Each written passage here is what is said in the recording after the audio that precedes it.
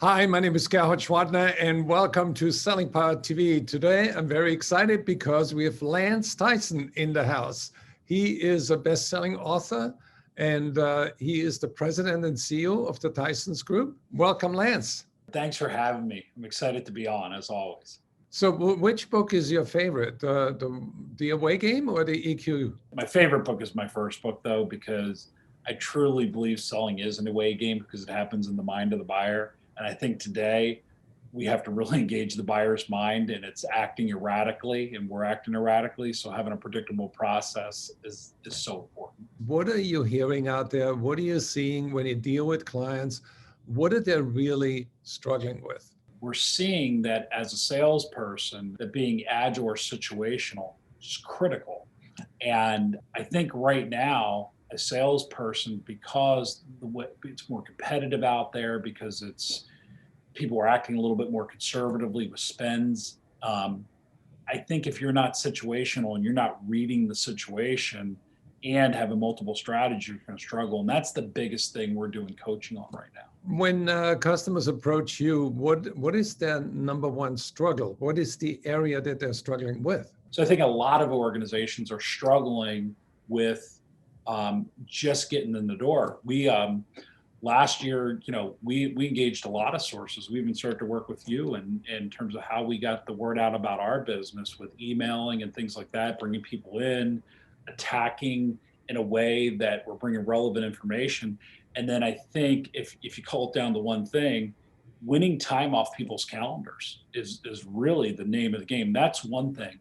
The other thing they're struggling with, and you hear this all over the place, is just selling virtually. This hybrid sales model. Number one, people have Zoom fatigue. You have these customers or these prospects that are coming from meeting to meeting.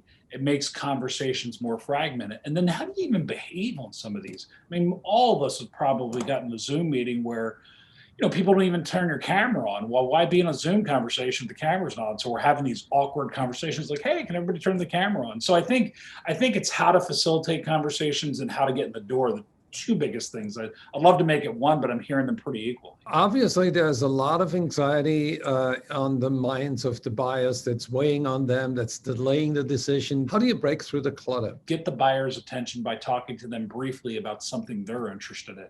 When you hear salespeople, they're talking about, here's the valid business reason we should talk. Well, that's not always it. I mean, you gotta talk to the person about things they're into. So you're talking about outcomes as opposed to, maybe said another way, stop talking about your drill bit that you're selling and start talking about the 1/4 inch hole that the drill bit, right? And the 1/4 inch hole is the outcome, would a person be interested in? I think secondly, where we're getting back to the basics is I think Daniel Pink said to sell is human. We got to tie into those hot buttons and there are those buying motives.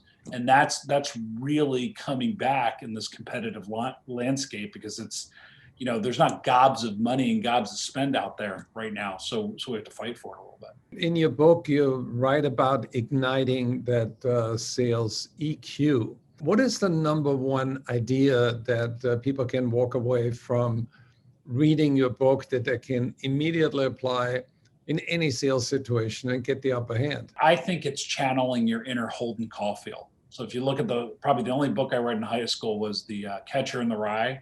And it was about a kid that walked around New York City talking to himself.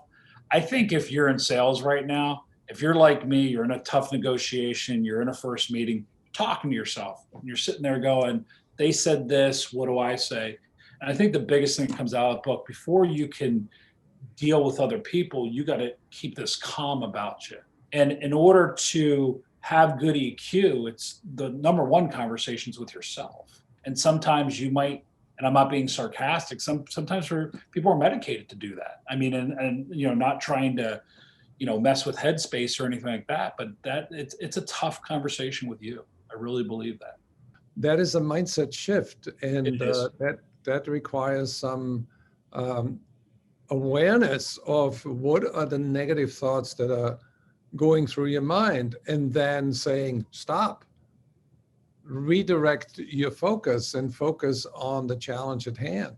I always ask decision makers, what's your sales song? What song do you listen to before a big sale?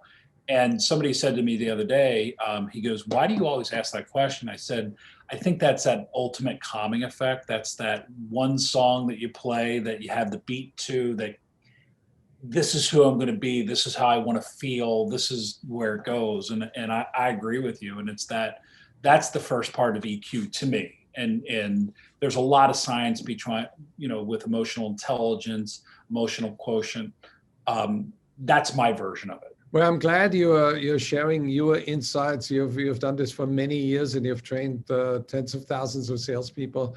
So when people get in touch with you, how should they do that? I think the first thing is I'd love you to get in touch with me on LinkedIn. I put a lot of content out there and really try to engage with that. Second thing would be to go to our website, www.tysongroup.com. Actually, as we're launching right now our new website, so I'm excited about that. So it's timely. And then if you want to hit me up on Twitter, also it's at Lance Tyson. That'd be great.